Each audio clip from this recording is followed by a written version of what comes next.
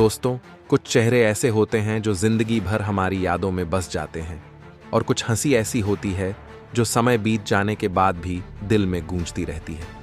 आज हम बात करने वाले हैं हंसी के वह शहंशाह, बॉलीवुड के सबसे प्यारे और दिग्गज कॉमेडी एक्टर असरानी जी के अंतिम विदाई के बारे में।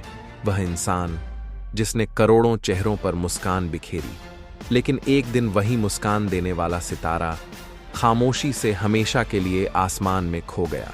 इस वीडियो में हम उनके आखिरी सफर, अस्पताल से श्मशान तक के हर उस पल को याद करेंगे जिसने पूरे बॉलीवुड को रुला दिया।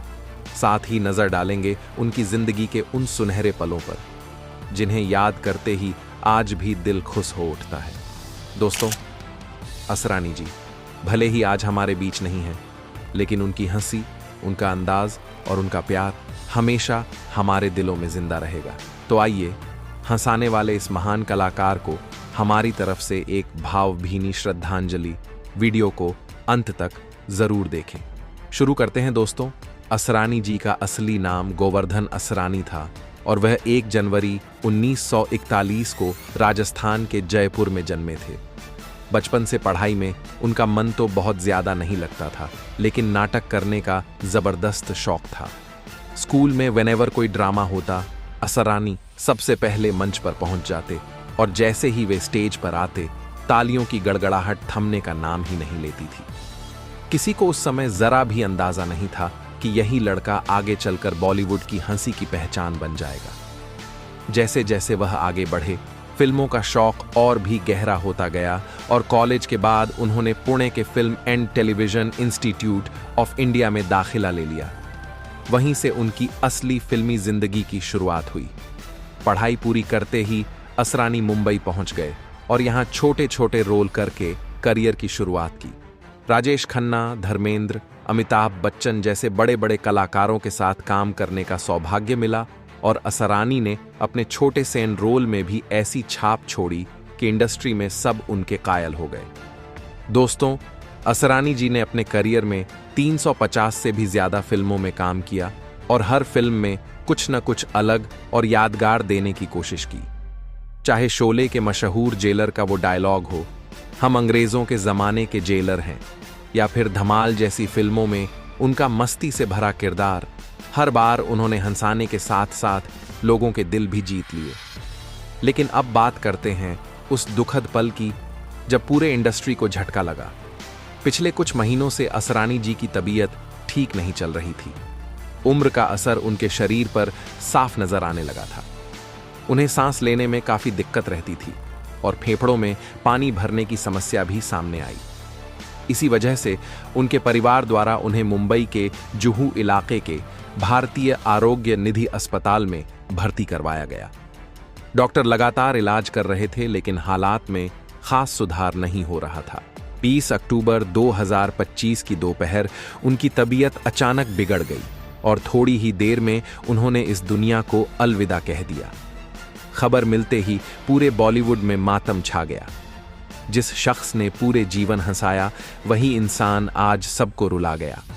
किसी ने कल्पना भी नहीं की थी कि दिवाली के तुरंत बाद असरानी जी से जुड़ी ऐसी दर्दनाक खबर सुनने को मिलेगी, क्योंकि कुछ ही घंटे पहले उन्होंने सोशल मीडिया पर अपने फैंस को दिवाली की शुभकामनाएं भेजी थीं और अब वही पोस्ट लोगों की आंखों में आंसू लेकर आ गई।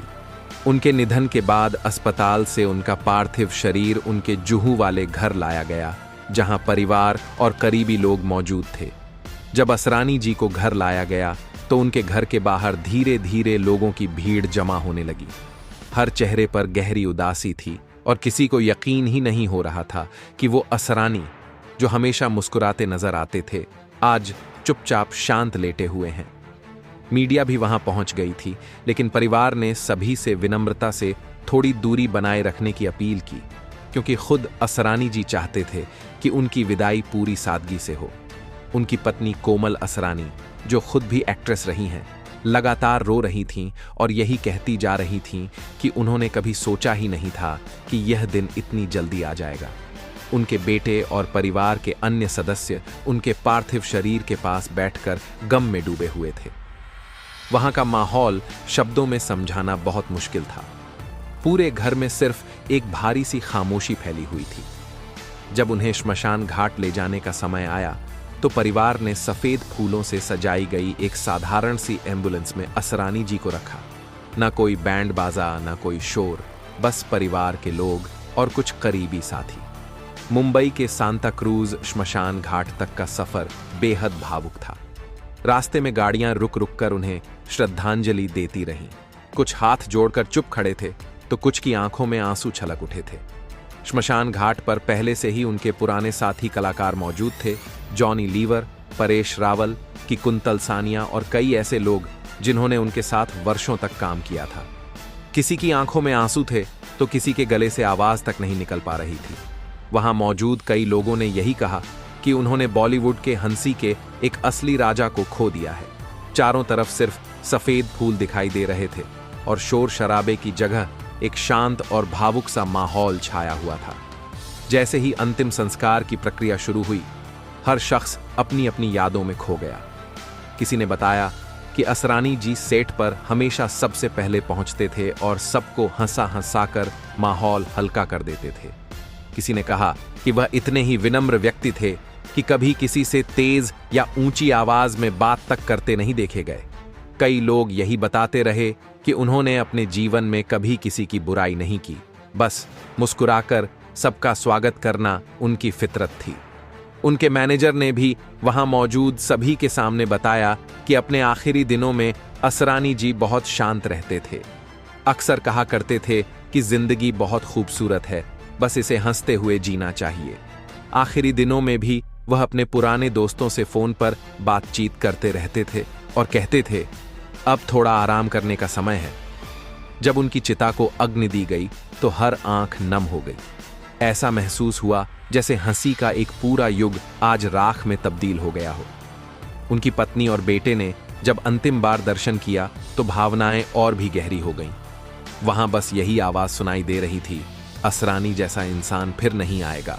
उनके जाने के बाद सोशल मीडिया पर लोगों ने उनकी फिल्म के दृश्य और पुराने वीडियो जमकर शेयर किए। खासकर शोले में जेलर वाला मशहूर सीन, हम अंग्रेजों के जमाने के जेलर हैं, अब और भी ज्यादा दिल छूने लगा है। कई लोगों ने लिखा कि असरानी जी की आवाज, उनकी कॉमेडी टाइमिंग और उनके मासूम हाव भाव को कभी भुलाया नहीं जा सकेगा। बॉलीवुड के बड़े कलाकारों ने भी श्रद्धांजलि अर्पित की। अमिताभ बच्चन ने लिखा कि असरानी जी का यूं चले जाना एक निजी नुकसान जैसा है, क्योंकि उन्होंने हर समय माहौल को हंसाने और खुशनुमा रखने की कोशिश की। अक्षय कुमार ने कहा कि कुछ दिन पहले ही मुलाकात हुई थी, गले लगाया, किसे पता था कि वह आखिरी बार होगा। परेश रावल के मुताबिक असरानी जी सिर्फ कॉमेडियन नहीं, बल्कि एक ऐसे दार्शनिक इंसान थे जो जिंदगी को बहुत गहराई से समझते थे। उनकी याद में फिल्म और टीवी इंडस्ट्री ने 1 मिनट का मौन रखा और कई जगहों पर उनकी फिल्मों को दोबारा दिखाया गया ताकि लोग उन्हें याद कर सकें। यूट्यूब पर उनके डायलॉग और सीन फिर से ट्रेंड करने लगे। उनके पुराने इंटरव्यू वायरल होने लगे जिनमें वे कहते थे, कॉमेडी आसान नहीं, लोगों को रुलाना ज्यादा आसान है, लेकिन हंसाना सबसे मुश्किल काम है। और उन्होंने अपने पूरे जीवन में यह सच साबित किया कि जो लोगों को हंसा सके वही असली कलाकार होता है। अब उनके आखिरी दिनों की बात करें। उनके पड़ोसी बताते हैं कि वह पिछले कुछ हफ्तों से बाहर कम निकलते थे, लेकिन जब भी किसी से मिलते तो चेहरे पर वही प्यारी मुस्कान होती। एक दिन उन्होंने पड़ोसी से कहा, बस थोड़ा वक्त अपने परिवार के साथ बिताना चाहता हूं। लगता है जैसे उन्हें खुद भी एहसास हो गया था कि उनका वक्त अब करीब पहुंच चुका है। 20 अक्टूबर की दोपहर जब अचानक उनकी तबीयत बिगड़ी तो उन्हें तुरंत अस्पताल ले जाया गया। डॉक्टरों ने लगभग आधे घंटे तक बहुत कोशिश की, मगर आखिरकार उन्हें कहना ही पड़ा कि असरानी जी अब इस दुनिया में नहीं रहे। यह सुनते ही पूरा अस्पताल भावुक हो उठा। डॉक्टर और नर्स भी रो पड़े, क्योंकि सब उन्हें बेहद पसंद करते थे। परिवार ने बताया कि उनके अंतिम समय में उन्हें किसी तरह की तकलीफ नहीं हुई। वे बहुत शांति से इस दुनिया को छोड़ गए। उनकी सांसें धीरे धीरे थमी और चेहरे पर एक हल्की सी मुस्कान बनी रही, जैसे मानो खुद ही कह रहे हों, अब मुझे सुकून मिल गया। उनके घर के बाहर फैंस की भीड़ लग गई। लोग सिर्फ अंतिम झलक के लिए आए थे। लेकिन परिवार ने मीडिया से अनुरोध किया कि असरानी जी को उनकी यादों और फिल्मों के जरिए ही याद किया जाए, किसी तस्वीर की मजबूरी के साथ नहीं।